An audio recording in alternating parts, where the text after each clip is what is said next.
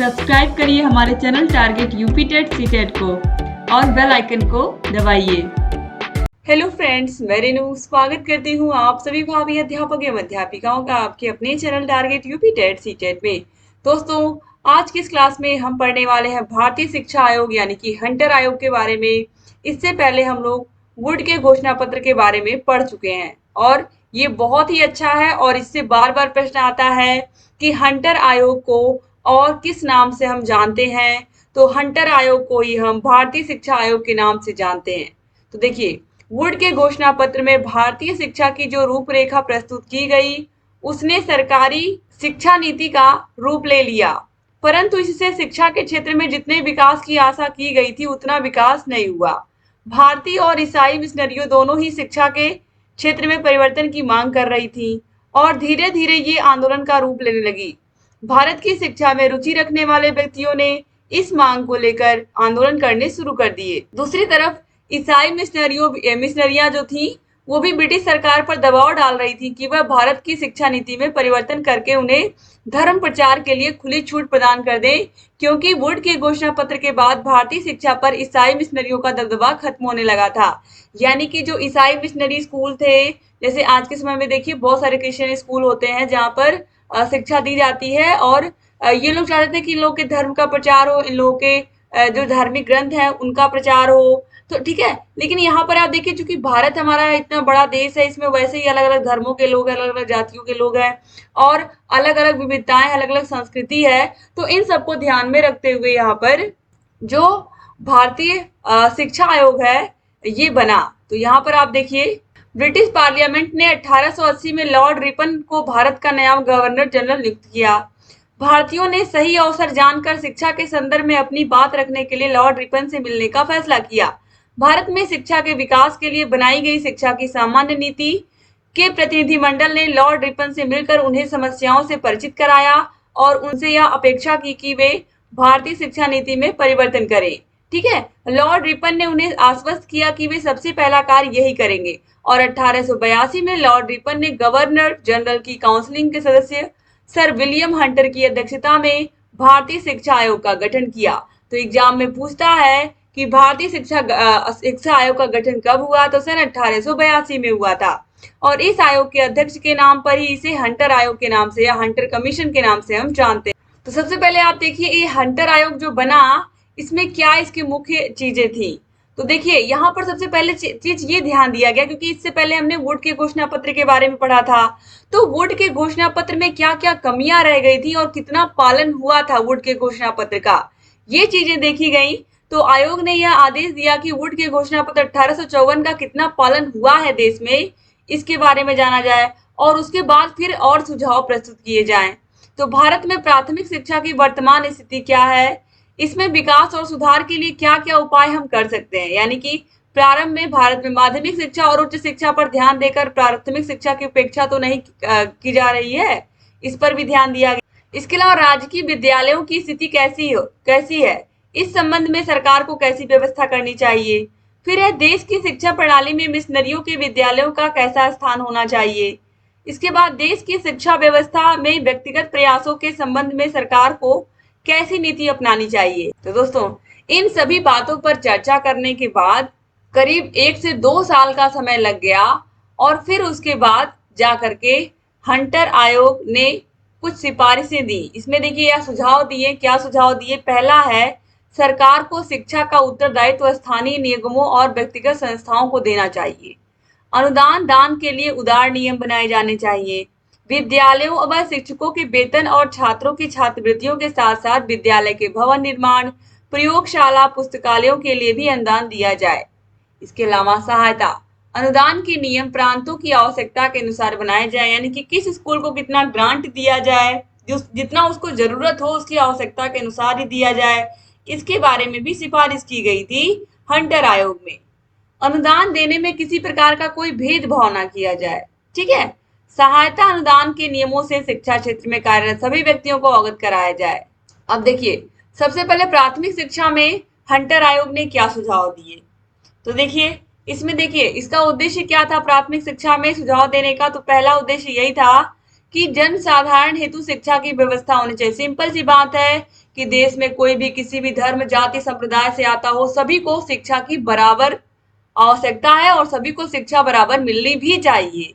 यही बात सबसे पहले कही गई प्राथमिक शिक्षा को लेकर के, जो कि आज के समय में हमारे देश में है। 6 से लेकर के 14 साल के बच्चों की शिक्षा निःशुल्क और अनिवार्य है। ये हर बच्चे का मौलिक अधिकार है। पिछड़ी जाति तथा प्रांतों में शिक्षा के प्रचार प्रसार के लिए ठोस कदम उठाए जाने चाहिए। ठीक है, यानी कि यहाँ पर आप देखिए जो काम आज हो रहा है, जैसे कि आप देखिए जो कस्तूरबा गांधी विद्यालय बने, वो मुख्य रूप से इसीलिए बने कि जो बच्चियां थी वो पढ़ नहीं पाती थी। लेकिन आज इन स्कूलों की देन है कि कक्षा 6, 7, 8 में ये बच्चियां जो दूर दराज के इलाकों से आती हैं, जनजाति इलाकों से आती हैं, ऐसी लड़कियां भी आज पढ़ पा रही हैं। प्रशासन व वित्त व्यवस्था के लिए प्राथमिक शिक्षा को नगर पालिका, जिला परिषदों को सौंपने का सुझाव दिया गया। इसमें वित्त की व्यवस्था का स्थानीय नियम स्वयं करेंगे, स्थानीय निगम स्वयं करेंगे और प्रांतीय सरकारें उन्हें इस व्यय का 1/2 या 1/3 आर्थिक सहायता प्रदान करेंगी। जैसे आज के समय में आप देखिए स्कूल में एमडीएम बनता है, खाना बनता है, तो इसमें जो रेशियो है वो 3:2 का है, यानी कि 3 भाग सरकार देती है, केंद्र सरकार, और 2 भाग राज्य सरकार देती है। जो एमडीएम का खाना बनता है बच्चों का, वो जो अनाज आता है उसके लिए। ठीक है, अब शिक्षा का माध्यम प्रांतीय भाषाएं होनी चाहिए और इन भाषाओं का विकास करने के लिए प्रयास भी किए जाने चाहिए। सिंपल सी बात यहाँ पर कही गई कि जिस भाषा में जो बच्चे हैं अगर उन्हें अच्छे से पढ़ाया जाए तो वो और आगे निकलेंगे, इसीलिए वहाँ की भाषा में ही शिक्षा दिया जाए। पाठ्यक्रम कैसा हो, तो जो प्राथमिक शिक्षा का पाठ्यक्रम हो तत्कालीन परिस्थिति के अनुसार होना चाहिए। इसमें गणित, कृषि, सामान्य विज्ञान, बही खाता, पशुपालन, बुनाई, कटाई, इन सभी की शिक्षा बच्चों को दी जाए, ये कहा गया है पाठ्यक्रम में। प्रशिक्षित शिक्षकों की नियुक्ति, तो प्राथमिक शिक्षा में सुधार के लिए यह आवश्यक है कि इन विद्यालयों में प्रशिक्षित व योग्य शिक्षकों की नियुक्ति की जाए, जिससे इनके स्तर में सुधार हो। ठीक है, इसके अलावा शिक्षण प्रशिक्षण के लिए विद्यालय, आज के समय में जैसे आप बीएड और बीटीसी कॉलेज देखते हो, उस समय भी शिक्षण प्रशिक्षण विद्यालयों की स्थापना और इनको बढ़ाने के लिए भी यहाँ पर आप देखिए कहा गया इनकी संख्या बढ़ाई जाए। क्योंकि दोस्तों हम लोग प्रारंभिक शिक्षा के बारे में पढ़ रहे हैं, तो मुख्य रूप से अगर आप देखोगे तो प्राथमिक शिक्षा के बारे में ही पूछेगा, लेकिन थोड़ा बहुत यहाँ पर हम माध्यमिक शिक्षा के बारे में भी देख लेते हैं।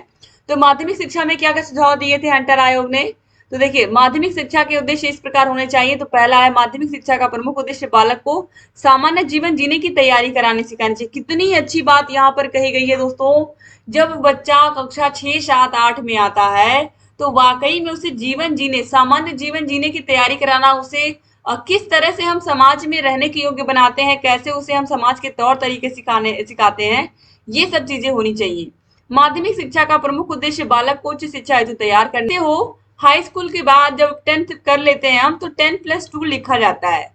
तो 11th और 12th की ये जो यहाँ पर हाई स्कूल और इंटरमीडिएट की जो यहाँ पर परिभाषा, जैसे आज हम जानते हैं हाई स्कूल और इंटरमीडिएट है, बच्चों का बोर्ड होता है, तो ये कहाँ से आया, ये यहीं से आया, हंटर आयोग से ही इसका निर्माण हुआ। तो देखिए माध्यमिक शिक्षा का प्रमुख उद्देश्य बालक को उच्च शिक्षा के लिए तैयार करना है। प्रशासन व वित्त व्यवस्था, माध्यमिक शिक्षा का उत्तरदायित्व तो समाज के प्रबुद्ध व संपन्न व्यक्तियों को दिया जाए। जिन क्षेत्रों में ऐसी व्यवस्था न हो, वहां सरकार द्वारा प्रत्येक जिले में एक माध्यमिक विद्यालय खोला जाए।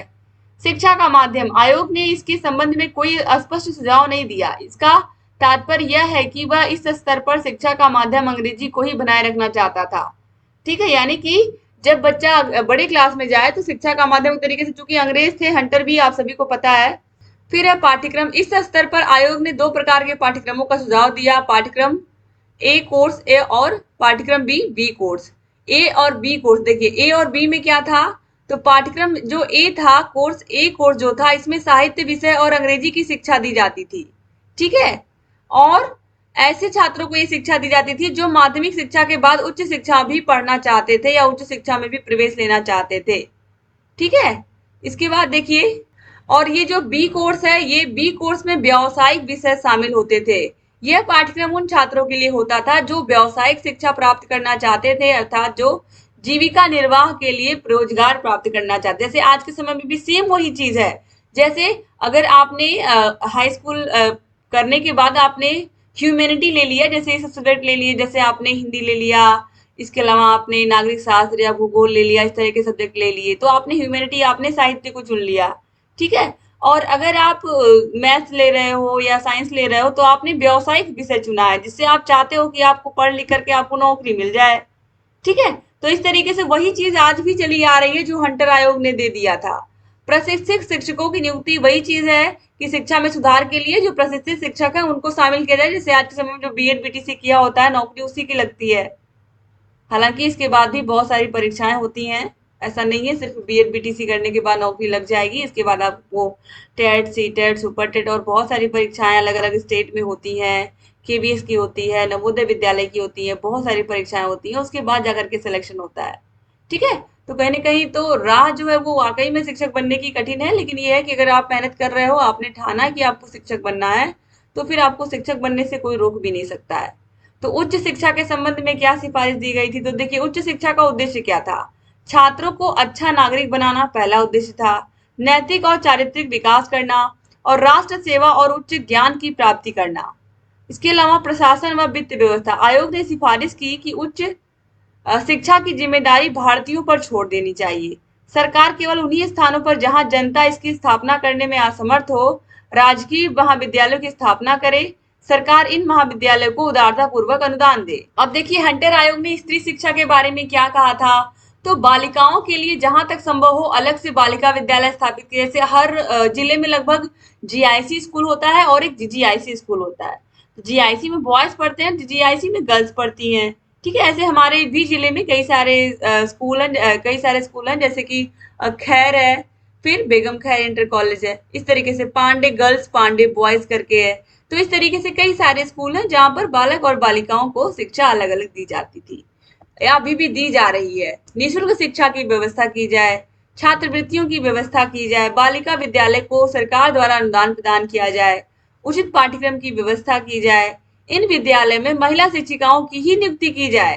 हालांकि आज भी आप देखोगे तो बहुत सारे ऐसे महाविद्यालय हैं या फिर ये स्कूल हैं जहां पर आप केवल अगर महिला विद्यालय या महिला महाविद्यालय, तो उसमें आप महिलाओं की संख्या ज्यादा ही देखोगे, पुरुषों की कमी देखोगे। महिला शिक्षिकाओं के लिए अलग से शिक्षक प्रशिक्षण विद्यालयों की स्थापना की जाए। हालांकि ये थोड़ा सा बहुत कम देखने को मिलता है कि अलग से बीएड बीटीसी कॉलेज खुले जाए जहां पर लड़कियां ही आके और लड़के ही पढ़े। अब सब जगह लगभग ऐसा शिक्षा ही दी जा रही है। लड़कियों के लिए छात्रावास उपलब्ध, यानी कि लड़कियों के लिए हॉस्टल भी बनाया जाए। कितनी बड़ी बात है, 1882 1883 में ये चीज कही गई थी। बहुत बड़ी बात है ये कि तब के समय में भी लड़कियों को लड़कियों की पढ़ाई को वैल्यू दी जाए, लड़कियों के लिए प्रशिक्षण विद्यालयों की व्यवस्था की जाए, बीएड बीटीसी कॉलेजों की, और उसके लिए उनको रहने के लिए हॉस्टल भी बनवाया जाए। ये तब के लिए बहुत बड़ी बात थी दोस्तों। इसके अलावा हंटर आयोग ने मुस्लिम शिक्षा की भी बात की। बहुत कायदे से, बहुत ही अच्छे से ये आयोग बना था। आप समझ सकते हो कि कितनी अच्छी चीजें इसमें बताई गई हैं। उस समय मुस्लिम शिक्षा के क्षेत्र में बहुत पिछड़े हुए थे। इनकी शिक्षा के संबंध में निम्नलिखित सुझाव दिए गए। पहला है, मुस्लिम विद्यालयों की व्यवस्था की जाए। इन विद्यालयों को स्थानीय व प्रांतीय सरकार आर्थिक सहायता प्रदान करे। मुस्लिम विद्यालयों में हिंदी के साथ फारसी भाषा की भी शिक्षा दी जाए। इसके अलावा मुस्लिम छात्रों के लिए छात्रवृत्ति की भी व्यवस्था की जाए और मुस्लिम संस्थाएं खोलने वाले व्यक्तियों को प्रोत्साहन राशि दी जाए। अब अगर हम मूल्यांकन करें भारतीय शिक्षा आयोग का या हंटर आयोग का, तो देखिए, भारतीय शिक्षा आयोग का गठन भारत की शिक्षा की तत्कालीन संभावनाओं और परिस्थितियों को ध्यान में रखकर किया गया था। इस आयोग ने भारत की शिक्षा की आवश्यकताओं को ध्यान में रखकर अपने सुझाव भी दिए। जैसा कि भी आपने देखा किस तरह से प्राथमिक शिक्षा, माध्यमिक शिक्षा, उच्च शिक्षा के बारे में बात की गई, महिलाओं की शिक्षा के बारे में, महिलाओं के लिए बीएड बीटीसी कॉलेज खोलने की बात की गई, उनके लिए अलग से हॉस्टल की बात की गई, मुस्लिम शिक्षा की बात की गई। तो आप समझ सकते हो कि भारतीय शिक्षा आयोग जो कि हंटर आयोग था, इसमें बहुत सारी अच्छी सी सिफारिशें की गई थी और इस आयोग ने भारत की शिक्षा की आवश्यकताओं को ध्यान में रख करके अपना सुझाव दिया था। ठीक है, तो कुछ गुण और कुछ कमियां हैं यहाँ पर, तो यहाँ पर हम देखेंगे। और इस आयोग के अधिकतर जो सुझाव थे वो भारतीय शिक्षा के अनुकूल ही थे, यानी कि भारतीय शिक्षा को ध्यान में रख करके ही यहाँ पर सारे के सारे नियम बनाए गए थे। तो गुण क्या है? तो देखिए, अगर हम गुण की बात करें तो पहला तो यही है कि भारतीय शिक्षा आयोग ने भारत की शिक्षा को ईसाई मिशनरियों को नहीं सौंपा, और ये बहुत अच्छी बात थी। वरना आज हम सब बिल्कुल अंग्रेजों की तरह ही होते। हमें अपने ही धर्म ग्रंथों के बारे में, अपने ही या पुराण या फिर वेदों के बारे में कोई नॉलेज या कुछ भी पता नहीं होता, अगर ऐसा कर दिया होता हंटर ने। ये अच्छी बात है कि उन्होंने ऐसा नहीं किया, जिससे वो शिक्षा की आड़ में अपने धर्म का प्रचार नहीं कर पाए और यह भारतीयों के लिए अत्यंत हितकारी सिद्ध हुआ, वरना बहुत सारे क्रिश्चियन आज आपको अपने देश में देखने को मिलते। इसके अलावा आयोग ने वुड के घोषणा पत्र के केवल उन्हीं सुझावों को स्वीकृति दी जो भारतीय शिक्षा के लिए आवश्यक थे। प्राथमिक शिक्षा की व्यवस्था स्थानीय निगमों के हाथ में सौंपकर इसका मार्ग प्रशस्त किया। आयोग ने प्राथमिक स्तर से उच्च स्तर तक की शिक्षा का जो पाठ्यक्रम निश्चित किया, उससे इसका विकास भी हुआ। माध्यमिक स्तर पर जो पाठ्यक्रम A और पाठ्यक्रम B बनाया गया था, आयोग ने पढ़ाने के लिए कहा। उनसे छात्रों को अपना नैतिक व आर्थिक विकास करने में सहायता प्राप्त हुई। जो बच्चे आगे पढ़ना चाहते थे वो आगे चले गए, जो बच्चे पढ़ करके व्यावसायिक विषयों को नौकरी करना चाहते थे उनको आसानी से नौकरी मिल जा रही थी। भारतीय शिक्षा आयोग ने स्त्री शिक्षा व मुस्लिम शिक्षा के विकास के लिए ठोस सुझाव दिए। प्राथमिक व माध्यमिक अध्यापकों के प्रशिक्षण के लिए शिक्षक प्रशिक्षण संस्थाएं खोलने का सुझाव दिया, जो कि एक बहुत लाभकारी सुझाव सिद्ध हुआ। जब शिक्षक अच्छे से प्रशिक्षण लेकर के पढ़ाने आएगा तो निश्चित रूप से वो ट्रेनिंग लेकर के आया तो अच्छे से ही पढ़ाएगा, और इस पर इन्होंने बहुत फोकस किया। इसके अलावा आयोग ने माध्यमिक व उच्च शिक्षा का भार कुशल व धनी भारतीयों पर छोड़कर इस स्तर की शिक्षा के प्रसार को बढ़ावा दिया। अब देखिए दोष क्या थे, दोष को भी हम देख लेते हैं। तो भारतीय शिक्षा आयोग का देखिए, तो दोष में देखिए पहला है, आयोग ने भारत को शिक्षा के उत्तरदायित्व से मुक्त कर भार व्यक्तिगत हाथों में सौंप दिया, जिससे शिक्षा के स्तर में गिरावट आ गई। आयोग ने निःशुल्क शिक्षा के विषय में कोई सुझाव नहीं दिया। मुस्लिम बच्चों के लिए अलग विद्यालय खोलने का सुझाव दिया, जिससे धर्मनिरपेक्षता की भावना को धक्का लगा। इसके अलावा उच्च शिक्षण संस्थाओं में यूरोपीय विश्वविद्यालयों से शिक्षित व्यक्तियों को प्रधानाध्यापक प्राध्यापक बनाने में वरीयता देने के लिए कहा गया। यह भारतीय शिक्षा प्रणाली द्वारा शिक्षित योग्य व्यक्तियों के साथ पक्षपात था। यानी कि सोचिए विश्वविद्यालय हमारे देश में है, हमारे देश के बच्चे उसमें पढ़ रहे हैं, लेकिन उसको पढ़ाने कौन आ रहा है उसमें? जो लोग इंग्लैंड से आ रहे हैं वो लोग इसमें पढ़ा रहे हैं। उन लोगों को वरीयता दी जा रही है पढ़ाने के लिए, उन लोगों को शिक्षक बनाया जा रहा है ऐसे संस्थाओं में, ऐसे विश्वविद्यालयों में। ठीक है, जबकि भारत में इतने अच्छे से लोग पढ़ करके वही डिग्री लेकर के उनको नहीं बनाया जा रहा है। तो पूरी तरीके से यहाँ पर पक्षपातपूर्ण व्यवहार किया गया भारतीयों के साथ। प्राथमिक शिक्षा की व्यवस्था के लिए दी जाने वाली सरकारी अनुदान की कोई न्यूनतम सीमा निश्चित नहीं की गई, जिससे इस कार्य का ठीक प्रकार से निर्वाह नहीं हो पाया।